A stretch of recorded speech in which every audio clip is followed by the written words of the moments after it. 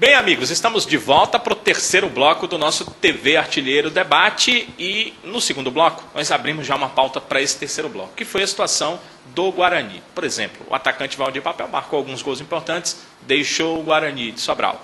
O técnico já foi modificado, como dissemos aqui, já pela terceira vez. E nós sabemos que Luiz Torquato e Luizinho Torquato formam boas equipes, mantêm o Guarani já há muito tempo sob seu comando, e quando deixaram o Guarani, ele foi de mal a pior. São bons no ponto de vista de dirigir e até de administrar, de certa forma, mas são intempestivos na hora das mudanças. Isso pode prejudicar o Guarani de Sobral? É isso que eu quero saber, sim ou não. O que é que você pensa, Antônio Biapino? Essa resposta, Danilo, deveria ser dita de duas formas, sim e não. Penso que em relação ao treinador do Guarani, naquele dia do episódio do Guarani e Fortaleza, eu, se fosse o Antônio Biapino, teria demitido antes do jogo terminar. Fazia dessa forma, tem que ser assim, sabe? Bem direto, a lá Danilo Queiroz. Você está dizendo como você é comentarista, né, esportivo. Aí eu penso o administrador, porque o administrador tem que pensar de uma forma macro. Vamos ver o seguinte. Aqui a minha ideia é para os nossos debatedores depois discordarem, por exemplo. O time chegou lá muito por causa dele, não? Do Neto Maradona. Fez um grande trabalho para que a equipe chegasse na final do campeonato. Isso tudo vai ser jogado abaixo por conta de uma substituição ou duas dentro da partida? Não se pode conversar a respeito disso? Tem todo um segundo turno pela frente? Ou não? Esse erro é crasso e pronto, guilhotina nele. É por aí? Pois é, no segundo turno, sem o Neto Maradona, o Guarani ganhou as 3 partidas, participou. Então, o time tem mérito, é um time operário que luta intensivamente dentro de campo e é o melhor meio de campo do campeonato cearense. Independe do treinador. Então, esse time tem mérito. É evidente que o treinador, ele colabora muito, isso é uma verdade absoluta, mas aquele erro foi um erro imperdoável, tinha que pagar com a demissão. Você não poderia tirar o melhor jogador, que era o Clodoaldo. Eu já disse, Clodoaldo fez o primeiro gol, um espetáculo. Depois, numa triangulação, deu passe o segundo gol, deu passe o terceiro gol e estava jogando muito bem. Ele deu passe o terceiro gol, não foi direto para o Valdir Papel, não. Ele deu para o lateral fez o cruzamento e resultou do gol. Então, não poderia ter mexido ali. Eu sei que vem ali a característica, né? A personalidade do Luiz Torquato. Eu sei que tem, mas eu também falo assim, muito com uma força de expressão, mas nesse aspecto foi merecido, porque o Guarani perdeu o primeiro turno em virtude de um erro do treinador, e agora vai ficar muito difícil ganhar o segundo turno, porque apesar dele ter mérito, ele vai disputar, como eu disse, e o companheiro aqui já concordou comigo, inclusive acrescentando o time, o Ronaldo acrescentando o time do Ferroviário. Então é uma disputa que 5 equipes boas estão disputando. Guarani, Fortaleza, Horizonte, Ferroviário e Ceará. E para você, Ronaldo? Pode atrapalhar essa forma de ser do Torquato, Luiz, pai, Luizinho, o filho, ou não, ou eles agiram correto nas demissões até agora? Todo administrador ele deve ter as suas precauções, os seus cuidados. Realmente, como todos nós conhecemos, a família Torquato é muito intempestiva, né? E eles tomam decisões rápidas. Felizmente, eles acertaram dessa vez, mas a gente tem que ver o mérito dos treinadores do Guarani, inclusive com o Felinto, que foi o primeiro. Felinto Holanda. Ajudou na formação do time? Ajudou, sim. O time começou com ele, fez a pré-temporada com ele, apesar de ter sido como colocar ele, o rei do empate, né? Ele não ganhou nenhuma, só empatou, mas foi com ele que começou. E depois veio o Neto Maradona, que era o seu auxiliar. Nesse jogo específico com o Fortaleza, eu vejo o seguinte: segundo os conhecedores aí, inclusive preparadores físicos, o Clodoaldo ainda não está no melhor da sua forma física. E ele foi substituído exatamente por isso, naquele jogo lá com o Fortaleza. Eu, treinador, você, Danilo, treinador, qualquer um de nós, treinador, com 30 minutos de jogo, como estava, ganhando de 4-1, qualquer um treinador do Brasil, eu, você, o Neto Maradona, o Vanderlei Luxemburgo, o Dunga, qualquer um, teria tido precauções de fechar o time atrás para garantir o resultado e, logicamente, o turno.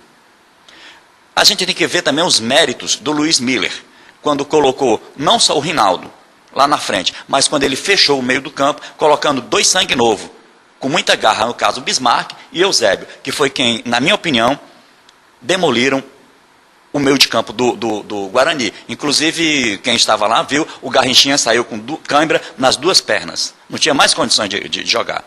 Então, esses 2, Eusébio e Bismarck, naquele jogo, eu acho que fizeram a diferença. Foi aí que o Fortaleza partiu para frente e conseguiu o empate. No jogo seguinte, na sexta-feira, no replay, o Fortaleza foi exatamente o inverso.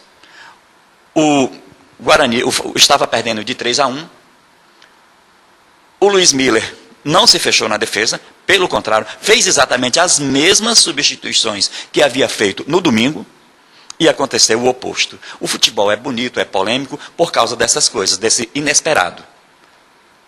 Então, esse seria o meu comentário em relação a Fortaleza e Guarani e Fortaleza. Mas o Guarani, na minha opinião, continua sendo o grande destaque desse campeonato, com 100% de aproveitamento no segundo turno. Temos 2 opiniões divergentes e o voto de Minerva é seu, Adriano Júnior. Eu acho que as equipes do interior têm uma dificuldade grande, apesar do Ronaldo ter elogiado a preparação física do Guarani, mas eu creio que o Guarani caiu fisicamente naquele jogo contra o Fortaleza, na final do turno. Isso aí prejudicou muito o Guarani. E não precisa ser um bom conhecedor de preparação física para saber que o Clodoaldo também, o preparo físico dele não é essas coisas. Nunca foi, de um certo tempo para cá, ele cai mesmo no segundo tempo. Mas eu acho que faltou um pouco de malícia ao treinador Neto Maradona. A melhor coisa seria manter o Clodoaldo para evitar as pressões. Você teria imprensa, eu teria mantido, apesar dos pesares, vai ficar chupando sangue aí até o final do jogo. Se acontecer alguma coisa, pelo menos vai estar em campo. Agora, Ibiapino, aliás, agora, Adriano Júnior, começo direto com você sobre o Icasa. Está mesmo passeando na segunda divisão, né? Outras equipes, Maracanã, Tiradentes, Uniclinic, brigam pela outra vaga. A vaga para subir a primeira é do Icasa mesmo? Acredito que sim, até porque o Icasa, quando foi rebaixado para a Série B do estadual, do Cearense, foi um acidente de percurso. Só uma equipe, né, era rebaixada naquela ocasião, no ano passado, e foi o Icasa. O Icasa conseguiu ser rebaixado. Acredito que foi um acidente de percurso, tanto que o Icasa soube dar a volta por cima, para não perder a temporada inteira de 2009. Ele conseguiu um acesso à Série B, um acesso heróico, eu diria. Ronaldo, Icasa, um passeio, merece mesmo voltar à primeira divisão? Com certeza, a equipe do Icasa é uma equipe coesa, como o Adriano colocou. O Flávio Araújo é o comandante já há mais de um ano, pegou o Icasa ainda na primeira divisão cearense, fez a Série C, subiu para a Série B e continua na segunda divisão. O Icasa hoje, depois de ter realizado 8 jogos dentro da competição da segunda divisão, ele tem 21 pontos, com 7 vitórias, apenas uma derrota, que foi o jogo contra o Tiradentes, lá no campo do Jogão, hein? 4-3. Jogão, foi 6-4. 6-4. Verdade. Foi 6-4, foi um jogo de bola, assim, o Tiradentes, que inclusive ontem decepcionou, perdeu para o Trairiense, que é uma das surpresas dessa segunda divisão, perdeu de 2-0, e o Trairiense devagarinho está chegando. No domingo, né? No domingo, 7, né? Na classificação, até o São Benedito tem possibilidade. São Benedito está chegando, o Trairiense, o Maracanã, o Tiradentes também está bem, apesar de ter alguns pontos negativos, algumas derrotas dentro da competição. Agora, a grande decepção é o Aracati, né? Não ganhou de ninguém ainda. Nenhuma vitória, 0 vitória. Ibiapino, você acompanha alguma coisa da segunda divisão e o Icasa realmente merece retornar à primeira? Está passeando aí na segunda porque nem era para ter chegado por lá? Inclusive, a Rádio Metropolitana cobra a segunda divisão, Danilo. Você já fez algum jogo? Já fizemos alguns jogos, por exemplo, Caucaia, e já fizemos alguns jogos.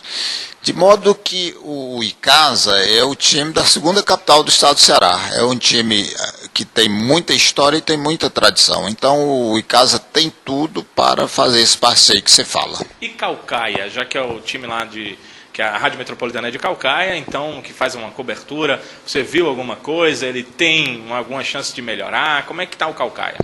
Na verdade é uma boa equipe. Agora, o campeonato também é difícil, não é? Porque são equipes todas mais ou menos no mesmo nível e a luta é muito dura dentro de campo. Eu acho que o Icasa ele é favorito e tem melhores condições em virtude da sua história, em virtude da sua estrutura.